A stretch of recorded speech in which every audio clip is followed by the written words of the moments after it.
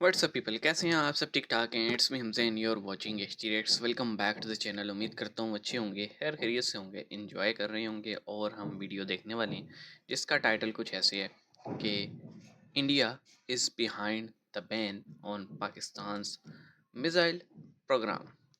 तो भाई देखो, अभी यूएस ने ताज़ा ताज़ा पहले कंपनीज बैन की, फिर वो खुल के ही सामने आ गया और उसने कहा जी पाकिस्तान कुछ ऐसे वेपन्स, ऐसे बैलिस्टिक मिसाइल्स तैयार कर रहे जो कि आउटसाइड ऑफ साउथ एशिया, क्योंकि पाकिस्तान हमेशा ये कहता है जी हमारा तो मिसाइल प्रोग्राम सिर्फ साउथ एशिया तक के लिए, क्योंकि हमारी टक्कर लगी रहती है इंडिया से, तो हमने तो सिर्फ हम सेल्फ डिफेंस कर रहे हैं। लेकिन यूएस का ये कहना है कि जी ऐसा कुछ नहीं है, ये लोग हमारे जो यूएस एलाइज हैं या फिर यूएस के जो बेसिस हैं या इट्ससेल्फ यूएस को भी टारगेट कर सकते हैं, ये कैपेबिलिटी इनके पास आ रही है।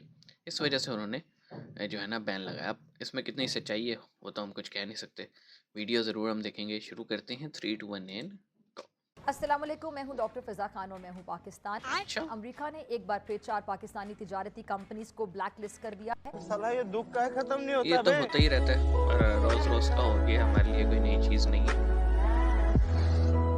अमेरिका ने पाकिस्तान के बैलिस्टिक मिसाइल प्रोग्राम पर मजीद पाबंदियां आयद कर दी हैं। वाह भाई वाह, इल्जाम वही पुराना है कि इन कंपनीज ने पाकिस्तान के बैलिस्टिक मिसाइल प्रोग्राम को आगे बढ़ाने में मदद दी है। US more sanctions on Pakistan.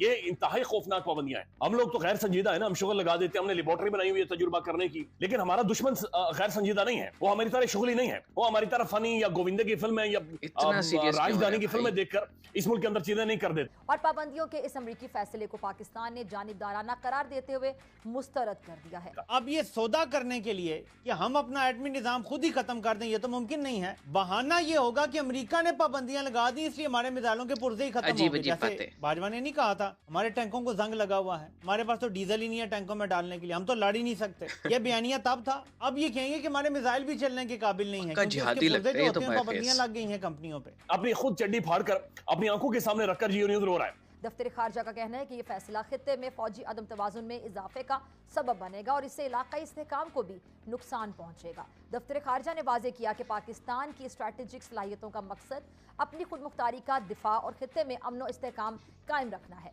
4 entities of Pakistan. अमेरिकी स्टेट डिपार्टमेंट ने इस हवाले से कहा है कि हमने एडिशनल सैंक्शंस लगाई हैं। इससे पहले भी इससे जो है वो पहले भी सैंक्शंस लगी हैं। sanctions कुछ थी। अरसे के बाद, हर कुछ अरसे के बाद नई सैंक्शंस अमेरिका आती जो है वो पाकिस्तान के ऊपर सैंक्शंस लगा रहा है। ये प्रोग्राम 24 करोड़ अवाम की मुकद्दस अमानत, जिस पर समझौता मुमकिन नहीं है। माजी में भी शुबहात की बुनियाद पर बिना किसी सबूत के तिजारती इदारों पर पाबंदियां लगाई गई हैं। वो ये कहते रहे कि पाकिस्तान के पास ये कैपेसिटी है कि पाकिस्तान इसराइल तक को हिट कर सकता है या इंडिया के आखिरी कोने तक जो है वो हिट कर सकता है। तो ऐसी चीजों को काउंटर करने के लिए ये अमेरिका ने किया है। मेरा पहला दिन था और वो पहला ही दिन मेरी जिंदगी का आखिरी दिन बन गया। हाय हाय, इतना सुकून। कि ये पहली बार नहीं, ये दूसरी बार नहीं, बल्कि ये 3rd टाइम है। ये तीसरी बार पाकिस्तान के बैलिस्टिक मिसाइल प्रोग्राम पे पाबंदियां लगाई गई हैं। वो हम सफर तो था क्या हो मगर गया? उससे हम मतलब नवाई न थी। नॉर्थ कोरिया पे ये कितनी धूप-छाँव पाबंदी? का आलम रहा, जुदाई न थी। अदावतें थीं, तगाफुल था, रंजिशें थी, मगर बिछड़ने वाले में सब कुछ था, बेवफाई न थी। इस पर पाकिस्तान की तरफ से भी एक स्टेटमेंट आई है और इसहाक डार की तरफ से इसके ऊपर क्या कहा गया है वो भी आपके सामने रखेंगे। लेकिन जैसा मैंने कहा कि ये तीसरी बार है। इंसानी हकूक की खिलाफ वर्जियां हो या फिर इंतहा पसंदी का इल्जाम थोपना हो, अमेरिका को खित्ते में पाकिस्तान ही क्यों दिखाई देता है? वाशिंगटन ये क्यों भूल जाता है कि खित्ते में एटमी प्रोग्राम का आगाज पाकिस्तान ने किया था। 1974 में स्माइलिंग बुद्धा के नाम से किए जाने वाला एटमी धमाका पाकिस्तान का था। पाकिस्तान ने तो जवाब में एटमी प्रोग्राम का आगाज किया और ऐसा काम किया कि स्माइलिंग बुद्धा वाले नई दिल्ली की स्माइल ही गायब कर दी। लेकिन अमेरिका ऐसी कोई पाबंदी इंडिया पे नहीं लगाता। इंडिया के पास हथियार हैं और बहुत उनकी दूर तक दोस्ती मार है करने ना। वाले हथियार हैं। आप सोशल मीडिया पे चले जाएं और इंडिया की कैपेसिटी आप देख लें, लेकिन अमेरिका को वहां पे कोई एतराज नहीं होता। दुनिया के और भी मुल्क हैं जिनके पास बहुत दूर तक मार करने वाले हथियार हैं, लेकिन वहां पे अमेरिका को कोई एतराज नहीं होता, क्योंकि उनकी खारजा पॉलिसी बड़ी तगड़ी है। वो बड़े जबरदस्त तरीके से अपने मफाद के लिए काम करते हैं। आपने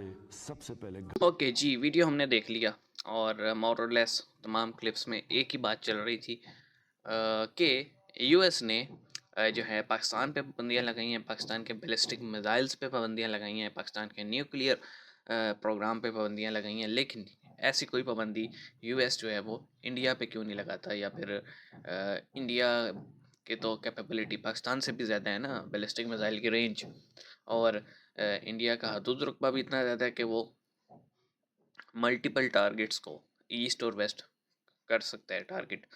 तो उस पे पाबंदियाँ क्यों नहीं लगाई भाई? वजह ये है सीधी सी कि ये सारी कहानी होती है दोस्ती की। पाकिस्तान और यूएस की दोस्ती है मतलब की दोस्ती। उनको जब तक यूएसएसआर को डिफीट करना था तो ज़रूरत थी, उसके बाद तालिबान के साथ उनका फटा चल रहा था तो ज़रूरत थी, और उनकी हमारी कोई मतलब जो दोस्ती की बेस जब मतलब पे हो ना, तो वो दोस्ती फिर ऐसी ही होती है। जहाँ तक इंडिया का सवाल है, इंडिया की दोस्ती यूएस के साथ है on basis of multiple things. मतलब एक यूएस की बहुत बड़ी वर्क फोर्स है जो कि इंडियंस हैं, फिर यूएस को बहुत सारी चीज़ें ऐसी है जो कि इंडिया एक्सपोर्ट करते हैं। इसी तरह रीजनल अगर आप देखें, यूएस का बहुत बड़ा राइवल चाइना जो है उसकी इंडिया के साथ लगती है, इसलिए वो इंडिया को सपोर्ट करता है। अच्छा, फिर यूएस का ऑन गोइंग एक क्राइसिस चल रहा है नेटो की फॉर्म में रशिया के साथ। रशिया गुड बुक्स में इंडिया की, तो वो वहाँ से भी कुछ ना कुछ जब उनकी बात नहीं सुनी जाती तो मोदी साहब को भेज के काम करवा लेते हैं।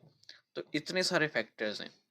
फिर साउथ चाइना सी तक जो है ना वो इंडिया की एक्सेस है, तो यूएस को अपना मतलब नज़र आता है भाई। और इंडिया जो है वो 1.5 अरब की आबादी है, पाकिस्तान उसके मुकाबले में बहुत ही छोटा है, 22-25 करोड़। तो आप खुद सोच लें वो इतनी बड़ी मार्केट को कैसे जाने दे सकते हैं। कोई भी ऐसा कदम नहीं उठाएगा जिससे सिक्योरिटी वाइज या फिर फाइनेंशियली यूएस का कोई मसला हो। दूसरा, पाकिस्तान के बड़े हॉस्टाइल रिलेशंस हैं यूएस के साथ, वेस्ट के साथ पर्टिकुलरली। पाकिस्तान क्योंकि वाहिद इस्लामी मुल्क है जिसके पास ये कैपेबिलिटी है न्यूक्लियर आर्म्स की, तो यूएस का ये मानना है कि भाई ये जो है ना, ये सारे हर वक्त कहते हैं कि हम उम्मत हैं उम्मत है, तो देयर आर चांसेस कि पाकिस्तान जो है अपनी टेक्नोलॉजी ट्रांसफ़र करे ईरान को, सऊदी अरब को, तुर्की को। तो वो इस वजह से भी पाबंदियाँ लगाते हैं हम पे, क्योंकि इन सब ममालिक का कॉमन एनिमी तो इसराइली है ना।